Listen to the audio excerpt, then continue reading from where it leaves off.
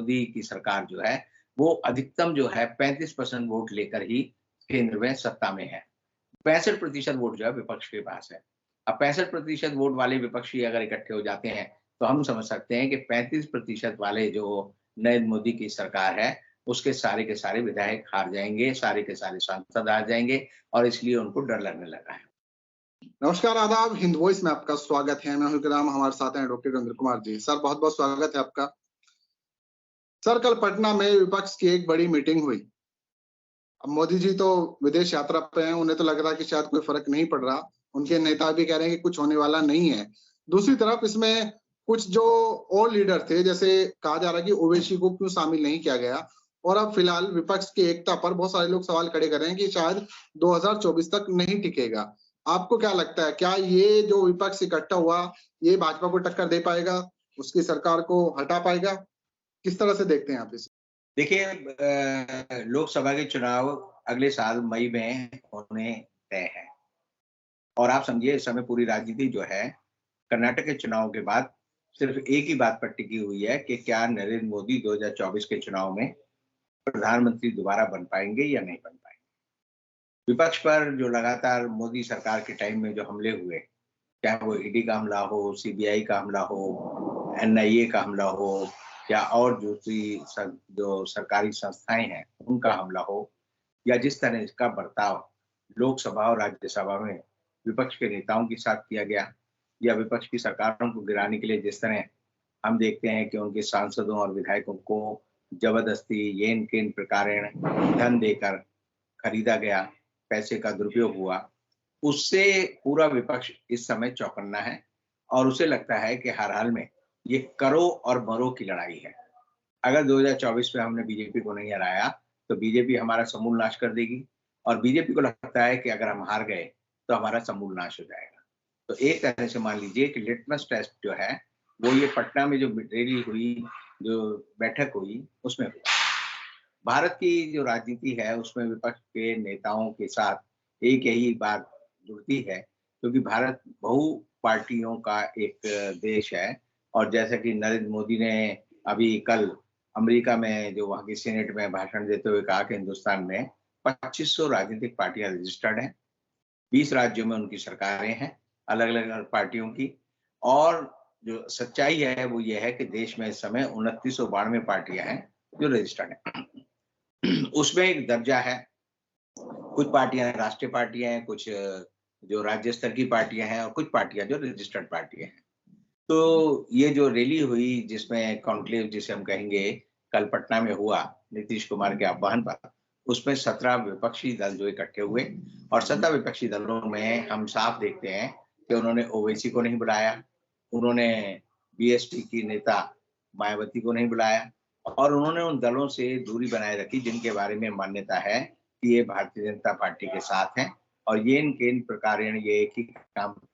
करते हैं कि किस तरह विपक्षी दलों का जो वोट बैंक है वो बटे और ताकि भारतीय जनता पार्टी को फायदा हो। अब जो 17 दल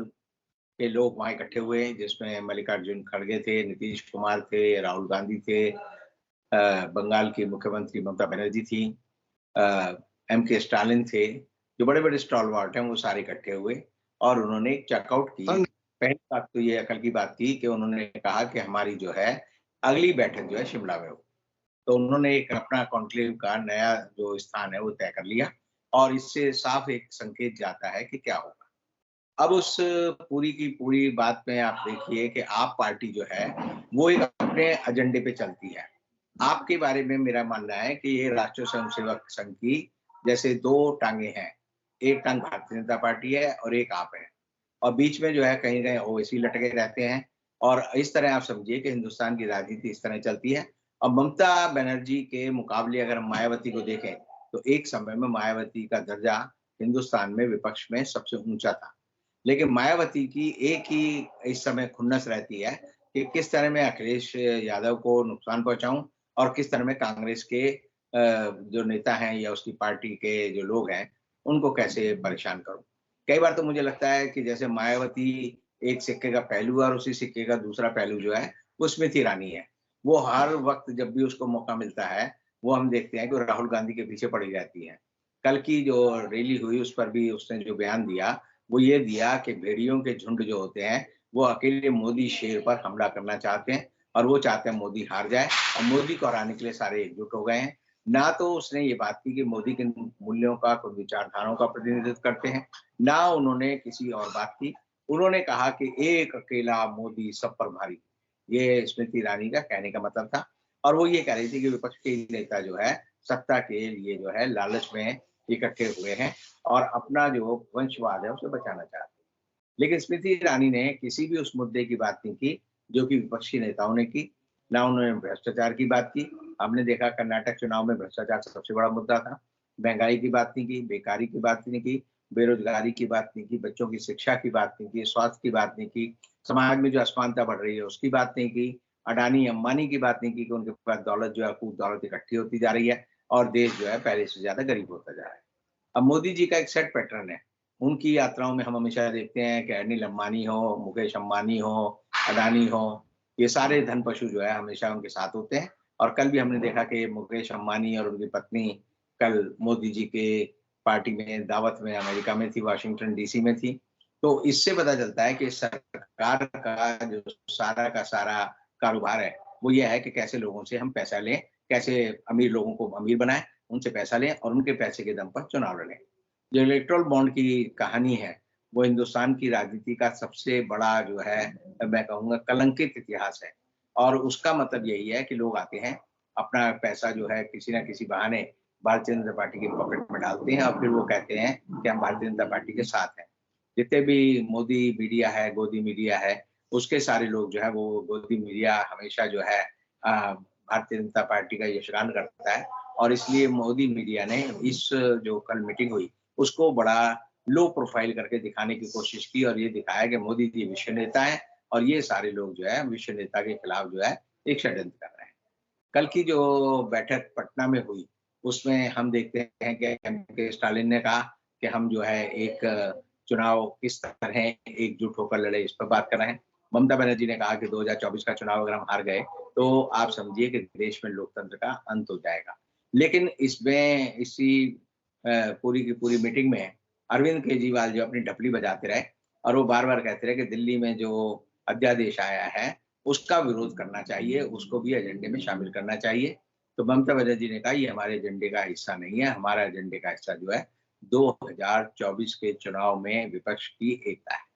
अब विपक्ष की एकता कोई पहली बार नहीं हुई है। आप देखिए कि समाजवादियों का पूरा इतिहास ये है कि वो विपक्षी एकता के ध्रुवीकरण के लिए हमेशा घूमता रहा है। डॉक्टर राम मनोहर लोहिया कहते थे कि किस तरह से जो है विपक्ष को एक होकर जो है कांग्रेस को हराना चाहिए और 1967 में जो सम्मिलित सरकारें बनी, संयुक्त विधायक दल की सरकारें जिसे वो हम कह सकते हैं, वो बनी तो उससे जो है एक बार ये बात उठा कि कांग्रेस को आप हरा सकते हैं। 1977 में दूसरी बार जो है विपक्षी एकता हुई, जब अटल बिहारी वाजपेयी ने कहा था कि हमने अपने पुल जला दिए हैं, हमने अपनी नाव जला दी है, हम वापस लौट कर नहीं जाएँगे। लेकिन जब जनता पार्टी बनी, तो उसमें जो सबसे पहले किसी आदमी ने पलीता लगाया तो वो राष्ट्रीय स्वयंसेवक के मुद्दे पर भारतीय जनता पार्टी जो कि उस समय जनसंघ का नाम से थी, उसने उस पर पलीता लगाया और फिर उन्होंने अपनी एक भारतीय जनसंघ नाम से पार्टी को जो खत्म हो गई थी, उसका नाम बदलकर भारतीय जनता पार्टी रख लिया। अब इन सब बातों में अगर हम एक चीज़ देखें कि इस समय अगर राजनीति में ध्रुवीकरण होता है, ध्रुवीकरण का ये फ़ायदा होता है कि इस समय मोदी की सरकार जो है, वो अधिकतम जो है 35% वोट लेकर ही केंद्र में सत्ता में है। 65% वोट जो है विपक्ष के पास है। अब 65% वोट वाले विपक्षी अगर इकट्ठे हो जाते हैं, तो हम समझ सकते हैं कि 35% वाले जो नरेंद्र मोदी की सरकार है, उसके सारे के सारे विधायक हार जाएँगे, सारे के सारे सांसद हार जाएँगे और इसलिए उनको डर लगने लगा है। और इसीलिए हम देखते हैं कि 35 बनाम 65 की जो बात है, उसमें ये जो विपक्ष है, वो सिर्फ़ एक ही बात कह रहा है कि हमें किस तरह से प्री इलेक्शन अपना एडजस्टमेंट करना है। पोस्ट इलेक्शन नहीं, प्री इलेक्शन एडजस्टमेंट करना है, यानी हर सीट पर ऐसी व्यवस्था की जाए कि विपक्ष का एक ही उम्मीदवार हो और वहाँ पर उसके मुकाबले में मान लीजिए बीजेपी का एक उम्मीदवार होता है, तब उनके बीच में जब विपक्षी एकता होगी तो वोट मिलेंगे। भारतीय जनता पार्टी को एक ही उम्मीद है, एक ही उनका नारा है कि हमने राम मंदिर बनाया है, राम भक्त हमें वोट दें हिंदू हमें वोट देंगे कि भारतीय जनता पार्टी और नरेंद्र मोदी जो है विश्व गुरु है, वो हिंदुओं को बचा सकते हैं। तो ये सारी बातों को लेकर सामुदायिक ध्रुवीकरण है जो भारतीय जनता पार्टी कर रही है। कॉमन मिनिमम प्रोग्राम बनाएंगे, उस कॉमन मिनिमम प्रोग्राम में सारी बातें लिखी जाएंगी और उसके तहत हम चुनाव लड़ेंगे। और ऐसी हालत में जो है भारतीय जनता पार्टी के पास हताशा के सिवा कोई चीज नहीं बचती, क्योंकि विपक्ष ने जो लोगों को सपना दिखाना है वो ये दिखाना है कि आपका भविष्य बेहतर कैसे होगा, भारत का भविष्य बेहतर हो, ये तो जरूरी है। लेकिन अगर नागरिकों का भविष्य बेहतर नहीं होता, यानी बूंद बूंद से घड़ा बनता है, लेकिन अगर बूंदी का अस्तित्व नहीं रहा तो घड़े का अस्तित्व कैसे रहेगा, घड़ा कैसे भरेगा। तो ये बात जो विपक्ष के नेताओं ने समझ ली है और वो रोज उस पर अपनी रणनीति के तहत चल रहे हैं, तो उसमें आप समझिए कि बहुत सारे, जैसे हमारे यहाँ जयचंद और मीर जाफर की एक परंपरा रही है, तो विपक्ष में बहुत सारे मीर जाफर और जयचंद आपको मिलेंगे। लेकिन अगर एक कॉमन मिनिमम प्रोग्राम बन जाता है, अगर प्री इलेक्शन जो है वोटों का, सीटों का बंटवारा हो, ये तय हो जाता है कि एक के मुकाबले एक कैंडिडेट होगा, तो आप समझ लीजिए भारतीय जनता पार्टी को 50 सीटों के भी लाले पड़ जाएंगे, क्योंकि भारतीय जनता पार्टी के आधे से ज्यादा जो सांसद हैं वो कांग्रेस से और विपक्षी दलों से जनता पार्टी में कॉप होते हैं। इन्हें मौसमी खिलाड़ी कहते हैं। जैसे इन्हें लगेगा कि समय बदल रहा है, ये सारे के सारे बूमरैंग करके जो है अपनी पुरानी पार्टी में पहुंच जाएंगे और फिर कहेंगे अब हमने घर लौटा है। तो घर वापसी की उम्मीद लोगों ने देखा कि कर्नाटक में भी हुई।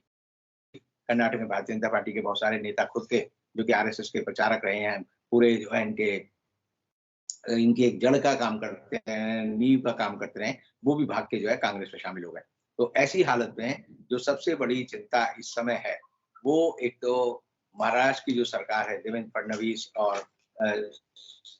एकनाथ शिंदे की सरकार, उसके सामने है, क्योंकि जनता में उनकी जो साख है वो कुछ नहीं है। अभी जो सम्मेलन हुए शिवसेना के स्थापना दिवस के नाम पर, तो उसमें लोगों ने देखा कि एकनाथ शिंदे की पार्टी की जो रैलियां थी उनमें लोग नहीं आए, सीटें खाली रही। दूसरी ओर जो है उद्धव ठाकरे की जो रैलियां हुई उनमें धक्का-धक भीड़ इकट्ठी हो रही थी और इतने लोग ज्यादा आए कि उससे लोगों को पता चल गया कि वहां के लोग क्या सोच रहे हैं। इसी तरह 3 राज्यों के जो चुनाव हैं, चाहे वो राजस्थान है, मध्य प्रदेश है,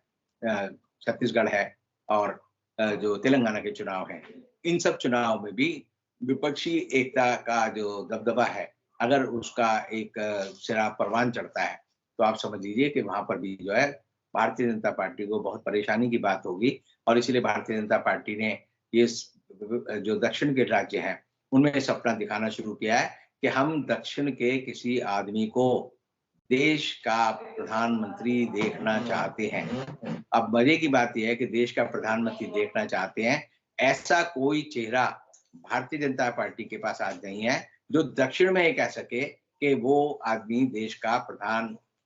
मंत्री बन सकता है या उप प्रधानमंत्री बन सकता है। क्योंकि जितने भी नाम आप लेंगे, चाहे राजनाथ सिंह का नाम लें, चाहे निर्मला सीतारमण का नाम लें, या हम कहते हैं कि अमित शाह का नाम लें, या और किसी का नाम लें, वो जो है दक्षिण राज्यों में नहीं है, वो महाराष्ट्र से आगे नहीं बढ़ते। और ऐसी हालत में जिस तरह से उन्होंने पासा फेंका है, तो या तो वो एम.के. स्टालिन को कहेंगे कि हम तेरे को प्रधानमंत्री बनाएंगे, तो अगर ये कहेंगे तब भी भारतीय जनता पार्टी का प्रधानमंत्री नहीं बनेगा। तो ऐसी हालत में भारतीय जनता पार्टी अब दोबारा 2014 में जैसे छोटे-छोटे दलों को ढूंढ रही थी, उनको ढूंढकर ये सोच रही है कि उनको इकट्ठा किया जाए, अपने गठबंधन को बड़ा किया जाए, अपने गठबंधन की बैठक की जाए। लेकिन बड़े अफसोस की बात यह है कि भारतीय जनता पार्टी ने जो अपना एनडीए बना रखा है, नेशनल डेमोक्रेटिक अलायंस, आपको बड़ा आश्चर्य होगा, 2014 से लेकर आज तक उसकी कोई बैठक नहीं हुई है, उसका कोई अध्यक्ष नहीं है, उसका कोई सेक्रेटरिएट नहीं है। इन्होंने अपने जिन छोटे-छोटे दलों को अपने साथ जोड़ा, उनको इन्होंने, जैसे पैरासाइट होता है ना, उनका खून चूस-चूस कर अपने को तो मोटा कर लिया और उनको बेकार कर दिया। तो ऐसी हालत में कोई दल इनके साथ जुड़ने के लिए तैयार नहीं है। सिर्फ हो सकता है मायावती इनके साथ जाए, हो सकता है ओवैसी इनके साथ जाए, लेकिन ऐसे दलों का साथ जाना इसलिए बेकार है क्योंकि उनका एक ही रोल है कि किस तरह, जहां पर मायावती का तो एक सीधा-साधा खेल था कि जहां पर अखिलेश यादव या कांग्रेस ने ब्राह्मण खड़ा किया, वहां ब्राह्मण खड़ा कर दिया, जहां उन्होंने खटीक खड़ा किया, वहां खटीक खड़ा कर दिया, जहां मुसलमान खड़ा किया और देखा ये पसमानदा है मुसलमान है, तो वहां पसमानदा मुसलमान खड़ा कर दिया। यानी इन्होंने वो काम किए जिससे विपक्ष के उम्मीदवार के वोट कम हों। यही इन्होंने जो है हम देखते हैं बिहार के जो विधानसभा के चुनाव में किया। जो विपक्षी एकता का जो सिलसिला अभी परवान चढ़ रहा है, वो शिमला में जब विपक्ष की दूसरी बैठक होगी, तो उससे तय हो जाएगा कि 2024 के चुनाव में विपक्ष अपनी जो विजय यात्रा है उसकी ओर बढ़ेगा और भारतीय जनता पार्टी को 2024 के चुनाव में मिल पाना असंभव हो जाएगा, ये साफ नजर आता है। बहुत बहुत शुक्रिया सर, आपने विपक्ष की एकता की जो मीटिंग हुई है उसका पूरा एनालाइज किया है और साथ ही 2024 में भारतीय जनता पार्टी को जो नुकसान उठाना पड़ सकता है उसकी भी चर्चा की है, क्योंकि कुछ ऐसे नेता है जो अपनी पार्टी छोड़कर भारतीय जनता पार्टी में गए थे और अगर मौसम बदलता दिखा तो वो वापसी जरूर करेंगे और हो सकता है फिर कहेंगे घर वापसी कर ली हमने। तो अभी हम नजर बना के रखेंगे, शिमला में जो दूसरी मीटिंग होगी उस पर भी बात करेंगे और बाकी सभी मुद्दों को देखने के लिए आप न्यूज़ देखते रहें। किसी और एपिसोड में रविंद्र से मुलाकात कराएंगे, तब तक के लिए दीजिए इजाजत।